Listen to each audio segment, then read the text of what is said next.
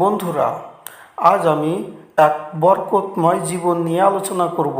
মানুষ হিসেবে আমাদের প্রত্যেকেরই আকাঙ্ক্ষা একটি সুন্দর, সফল, অর্থবহ জীবন। যে জীবনে আসবে সমৃদ্ধি, আল্লাহর তরফ থেকে আসবে অফুরন্ত কল্যাণ আর বরকত। কর্মময় জীবন পৃথিবীতে সাফল্য এনে দেয়, আর বরকতপূর্ণ জীবন দেয় প্রশান্তি। এ দুটিকে সমন্বয় করে একটি ভারসাম্যপূর্ণ জীবন গঠন করাই প্রকৃত সফলতা। একটি বরকতময় কর্মমুখর জীবন গঠনের প্রথম সোপান হলো নিজের মানসিক শারীরিক স্বাস্থ্যের প্রতি যত্নশীল হওয়া। এর পাশাপাশি একটি সুশৃঙ্খল ভারসাম্যপূর্ণ জীবনধারা অনুসরণ করা অপরিহার্য। জীবনের যে কোনো কঠিন পরিস্থিতিতে দৃঢ় মনোবল ধরে রেখে মহান আল্লাহর উপর পরিপূর্ণ তাওয়াক্কুল ভরসা করতে হবে।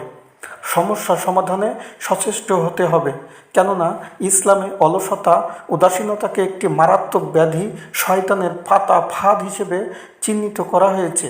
এই ধ্বংসাত্মক অভ্যাস মানুষকে সৎকর্ম, কল্যাণ বিমুখ করে রাখে, ধীরে ধীরে তাকে অনিবার্য ধ্বংসের দিকে ঠেলে দেয়। বস্তুত একজন অলস, উদাসীন ব্যক্তির চূড়ান্ত পরিণতি জাহান্নামও হতে পারে। অতএব অলসতার এই ভয়াবহ পরিণতি থেকে বাঁচতে এবং একটি কর্মময় বরকতপূর্ণ জীবন গঠন সম্পর্কে আলোচ্য নিবন্ধে আমি কিছু কথা বলবো। মানব জীবন এক কর্মমুখর যাত্রার নাম।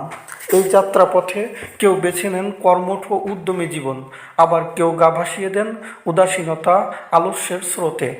এই দুই পথের ফলাফল সম্পূর্ণ বিপরীত। একটি পথ নিয়ে যায় সাফল্য, সম্মান, পরিতৃপ্তির স্বর্ণশিখরে, অন্যটি নিক্ষেপ করে ব্যর্থতা, গ্লানি আর হতাশার অতল গহ্বরে। একজন কর্মঠ ব্যক্তি তার প্রতিটি মুহূর্তকে মূল্যবান মনে করেন, সময়ের সর্বোত্তম ব্যবহার নিশ্চিত করেন। ঠিক যেমন একটি ধারালো অস্ত্র নিয়মিত ব্যবহারে আরও শানিত হয়, তেমনি কর্মঠ জীবন মানুষের কর্মদক্ষতাকে ধারালো, কার্যকর করে তোলে। এর ফলাফলও সুদূর প্রসারী। কর্মঠ ব্যক্তি কেবল পার্থিব জীবনী সফলতা, সম্মান, সমৃদ্ধি অর্জন করে না, বরং পরকালেও তার প্রতিদান প্রাপ্ত হন।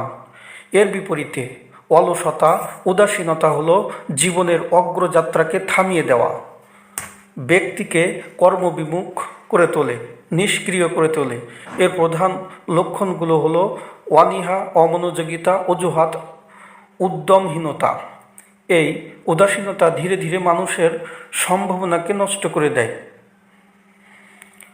অলসতা, উদাসীনতার পেছনের মূল কারিগর হলো ইবলিস, শয়তান।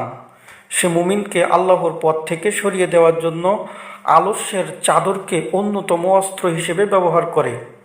সে মানুষের মনে আলস্য মাখা অজুহাতের জন্ম দেয়, তাকে উদাসীনতার কম্বল জড়িয়ে রাখে, ধীরে ধীরে আল্লাহর স্মরণ, ইবাদত, বিশেষ করে সালাত থেকে তাকে দূরে সরিয়ে দেয়।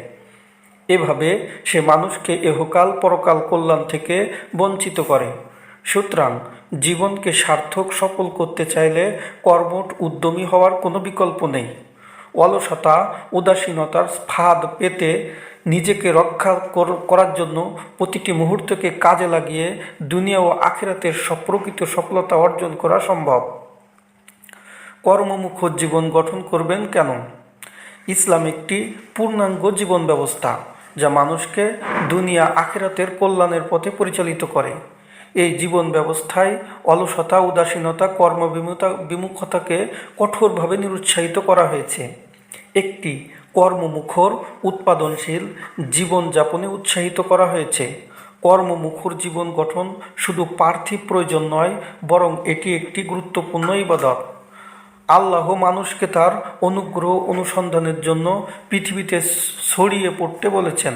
তিনি বলেন, সালাত শেষ হলে তোমরা জমিনে ছড়িয়ে পড়ো, আল্লাহর অনুগ্রহ তালাশ করো, আর তোমরা আল্লাহকে অধিক হারে স্মরণ করো, যাতে তোমরা সফল কাম হতে পারো।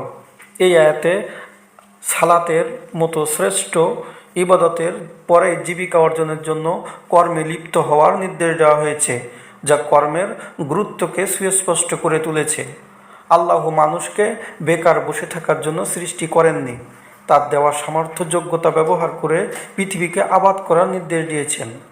রাসূল সাল্লাল্লাহু আলাইহি ওয়াসাল্লাম নিজে একজন কর্মঠ মানুষ ছিলেন।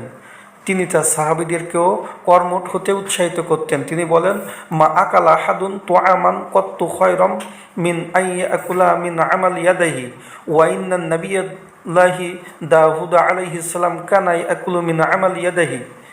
নিজ হাতে উপার্জিত খাদ্যের চেয়ে উত্তম খাদ্য কেউ কখনো খায় না। আল্লাহর নবী দাউদ আলাইহিস সালাম নিজ হাতে উপার্জন করে খেতেন। অলসতাকে অন্য সব নেতিবাচক বিষয়ের সাথে উল্লেখ করা প্রমাণ করে যে এটি মুমিনের চরিত্রের জন্য কতটা ক্ষতিকর।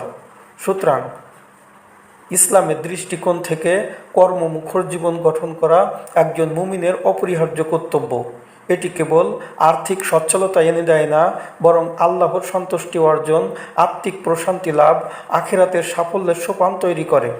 অলসতা পরিহার করে নিজের সামর্থ্য অনুযায়ী হালাল পথে শ্রম দেওয়াই হলো ইমানের দাবি, একজন পরিপূর্ণ মুসলিমের পরিচয়।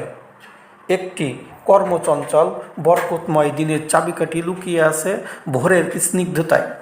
অলসতা উদ্যমহীনতার প্রধান কারণগুলোর একটি হলো ফজরের পর ঘুমিয়ে থাকা। এই ঘুম সারাদিনের কাজের বরকত নষ্ট করে দেয়। তাই রাতে তাড়াতাড়ি ঘুমিয়ে নিয়মিত তাহাজ্জুদের সালাত আদায়ের চেষ্টা করুন। না পারলে অন্তত মাঝে মাঝে পড়ুন। বাদ ফজর হতে সূর্যোদয় পর্যন্ত মুসাল্লাতে বসেই তাসবিহ তাহলিল পাঠ করার অভ্যাস করুন। ভোরের সময়টি না ঘুমিয়ে হাঁটাহাঁটি, ব্যায়াম, কোরআন তিলাওয়াত, আত্মশুদ্ধিমূলক বইপত্র পাঠ করা জরুরি। দিনের পরিকল্পনা সাজানোর কাজে ব্যয় করা যেতে পারে।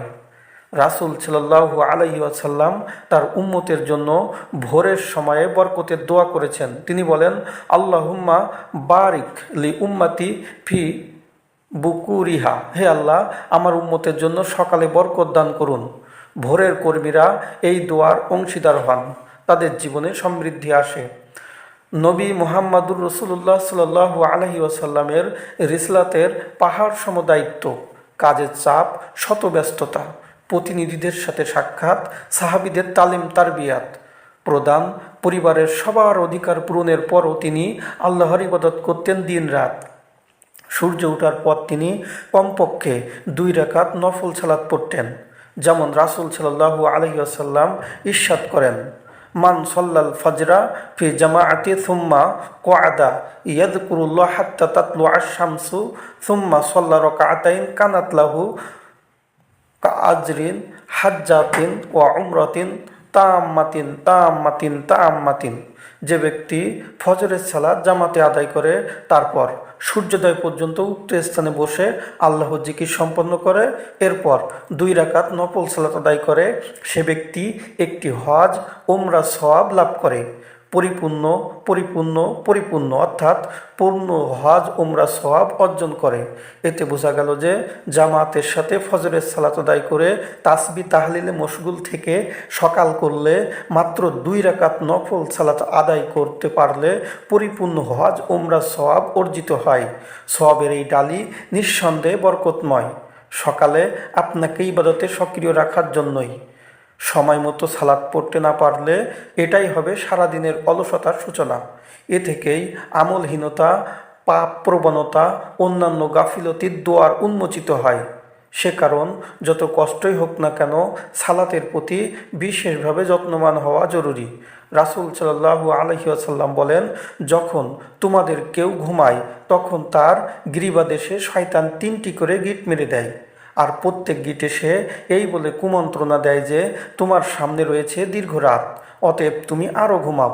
কিন্তু যদি সে জেগে ওঠে আল্লাহকে স্মরণ করে তাহলে তার একটি গিট খুলে যায়। তারপর যদি উজু করে তবে তার আরেকটি গিট খুলে যায়।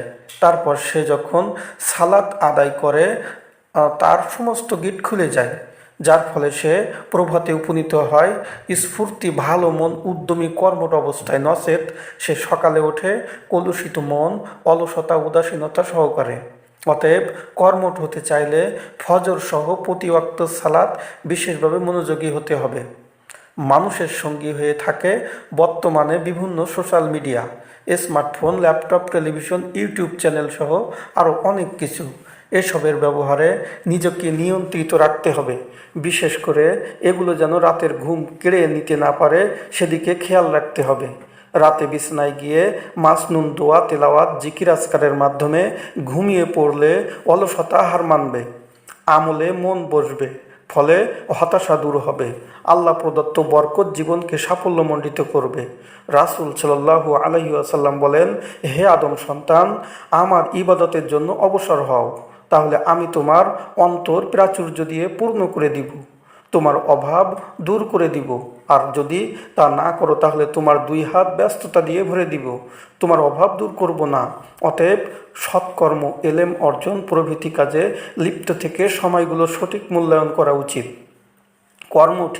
কর্মঠ হওয়া মহান আল্লাহর নির্দেশ। এমনকি তিনি সালাতের পর জীবিকা সন্ধানের জন্য উৎসাহিত করেছেন। যেমন আল্লাহ বলেন, ফাইদা কুদিয়াতিস সলাতু ফান্তাশিরু ফিল আরদি ওয়াবতাগু মিন ফাদলিল্লাহ। অতএব যখন সালাত সমাপ্ত হবে তখন তোমরা জমিনে ছড়িয়ে পড়ো, আল্লাহর অনুগ্রহ সন্ধান করো। সূরা জুমার 10 নম্বর আয়াত। আমরা অনেকে শিক্ষিত কিংবা সামাজিক স্ট্যাটাসের ভয়ে বৈধ পথে কষ্ট করতে অনীহা প্রকাশ করি। কবির ভাষায়, করিতে পারি না কাজ, সদা ভয় সদা লাজ, সংশয়ের সংকল্প সদা টলে, পাছে লোকে কিছু বলে। এ যেন আমাদের বাস্তব জীবনে করুণ বাস্তবতা। এর ভয়ে নিজ হাতে হালাল জীবিকা অন্বেষণ থেকে পিছপা হই। আমরা উদ্যোক্তা হতে শর্মিন্দা হই। এটা নিতান্তই অনুচিত। আল্লাহ রাসূল সাল্লাল্লাহু আলাইহি ওয়াসাল্লাম বলেন, তোমাদের মধ্যে কারো রশি নিয়ে কাঠ সংগ্রহ করে পিঠে করে বয়ে আনা লোকদের কাছে এসে ভিক্ষা করার চেয়ে উত্তম। চাই তারা তাকে দিক বা না দিক, মুমিন কখনো অকর্মণ্য পরনির্ভরশীল হবে না। সে উদ্যমী, পরিশ্রমী, কর্মঠ হবে। পার্থিব জীবনে সে তার দায়িত্ব পালনে সচেষ্ট থাকবে, আর এখান থেকে নিজের প্রাপ্য গ্রহণ করবে, অন্যের হক আদায় করবে। আল্লাহ বলেন, তিনিই তো পৃথিবীকে তোমাদের জন্য অনুগত করে দিয়েছেন। অতএব তোমরা তার কাঁধে বিচরণ করো এবং তার দেওয়া রিজিক থেকে ভক্ষণ করে থাকো, আর তার দিকেই হবে তোমাদের পুনরুত্থান। সূরা মুলকের 15 নম্বর আয়াত। অতএব নিজ হাতে হালাল উপার্জনের সাধ্যমতো চেষ্টা করা প্রত্যেক মুমিনের ঈমানি দায়িত্ব। কাজের প্রতি দৃঢ় প্রতিজ্ঞ হতে হবে। কর্মচঞ্চলতার প্রধান হাতিয়ার হলো হিম্মত, অর্থাৎ সাহস। সুতরাং প্রথমেই কষ্ট মেহনত করার জন্য হিম্মত, সৎ সাহস অর্জন করতে হবে। সফলতার এই রোগ থেকে উত্তরণের জন্য প্রতিজ্ঞাবদ্ধ হতে হবে। আল্লাহর তৌফিক কামনা করে কাজে প্রতিজ্ঞাবদ্ধ হলে আল্লাহ অবশ্যই সাহায্য করবেন। সৎকর্ম কিংবা তওবা করার চিন্তা মনে আসার সাথে সাথেই তা করে ফেলা উচিত।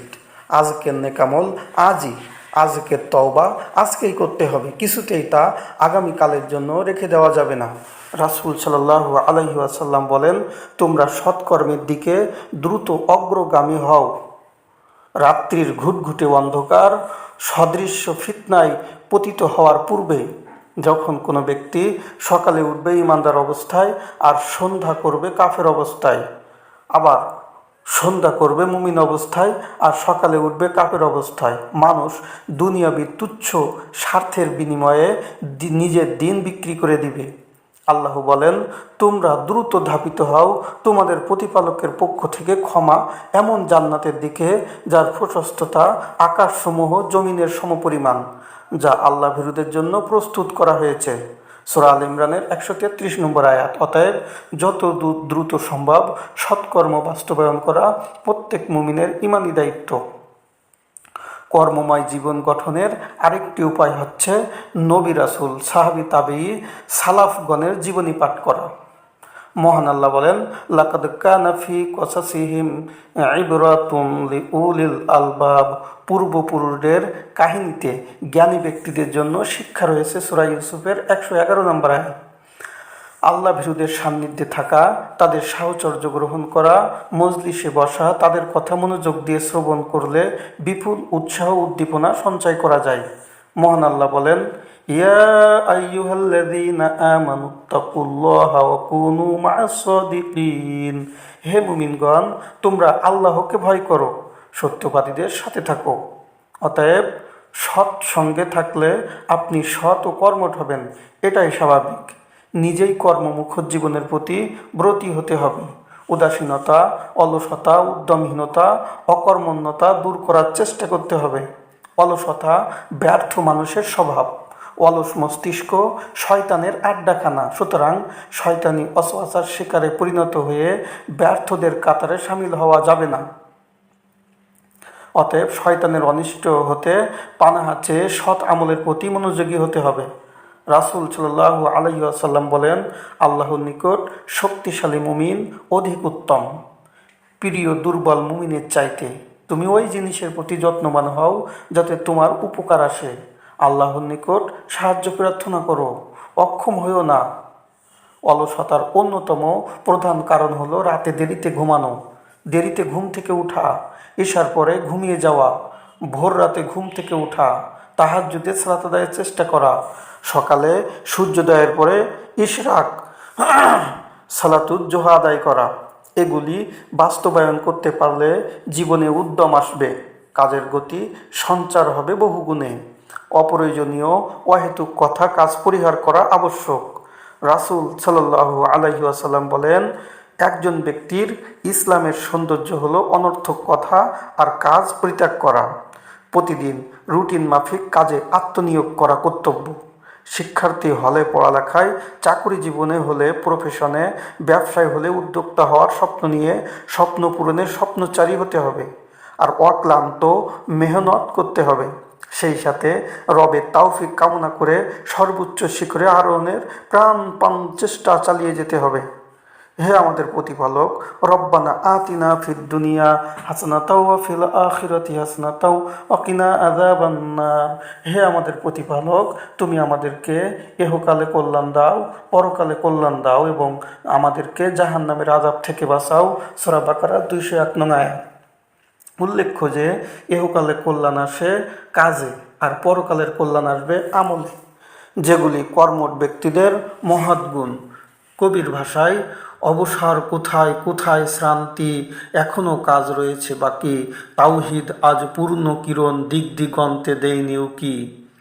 অলসতা হতে মুক্তি পাওয়ার জন্য আল্লাহর নবী সাল্লাল্লাহু আলাইহি ওয়াসাল্লাম কিছু দোয়া শিক্ষা দিয়েছেন, যেমন আল্লাহুম্মা ইন্নী আউযু বিকা মিনাল হাম্মি ওয়াল হাজানি ওয়াল আজ্জি ওয়াল কাসালি ওয়াল জুবনি ওয়াল বুখলি ওয়া দালাইদ দাইনি ওয়া গালাবাতির রিজাল।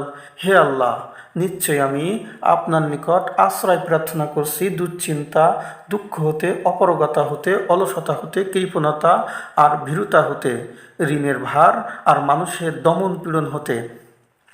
তিনি আরও দোয়া করতেন, আল্লাহুম্মা ইন্নী আউযু বিকা মিনাল আজজি ওয়াল কাসালি ওয়াল জুবনি ওয়াল বুখলি ওয়াল হারামি ওয়া আযাবিল কবরি। আল্লাহুম্মা আতি নাফসি তাকওয়াহা ওয়া যাক্কিহা আনতা খায়রু মান যাক্কাহা আনতা ওয়ালিয়ুহা ওয়া মাওলাহা। আল্লাহুম্মা ইন্নী আউযু বিকা মিন ইলমিন লা ইয়ানফা ওয়া মিন কলবিন লা ইয়াখশা ওয়া মিন নাফসিন লা তাশবা ওয়া মিন দাওয়াতিন লা ইস্তাজাবু লাহা। হে আল্লাহ, আমি আপনার নিকট আশ্রয় প্রার্থনা করছি অক্ষমতা, অলসতা, কাপুরুষতা, কৃপণতা, বার্ধক্য আর কবরের আযাব হতে।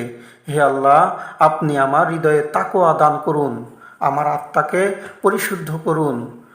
আপনি তো আত্মাকে পরিশুদ্ধকারী। আমি হৃদয়ের মালিক আর অভিভাবক, আপনি তো আমার হৃদয়ের মালিক আর অভিভাবক। হে আল্লাহ, আপনার নিকট আশ্রয় চাই এমন এলেম হতে যে এলেম আমার কোনো উপকারে আসে না, এমন হৃদয় হতে যে হৃদয় বিনম্র হয় না, এমন আত্মা হতে যে আত্মা পরিতৃপ্ত হয় না, এমন দোয়া হতে যে দোয়া কবুল করা হয় না। মুমিন জীবনে অলসতা কোনো স্থান নেই, কেননা এই দুনিয়াতে যা কিছু করছে ব্যস্ত লোকেরাই করেছে। অলস অকর্মণ্যরা শুধু ভালো মানুষের ভুল ধরেছে, সমালোচনা করেছে। তারা নিজেরা কোনো কল্যাণজনক কাজ করতে পারেনি, সমাজকে কোনো কিছু উপহার দিতে পারেনি। অতএব আসুন অলসতা জরাজীর্ণ চাদর ছুঁড়ে ফেলে বরকতময় কর্মমুখর জীবন, আমলি জিন্দেগির প্রতি আমরা বিশেষভাবে মনোযোগী হই। মহান আল্লাহ আমাদের সে তৌফিক দান করুন, আমিন।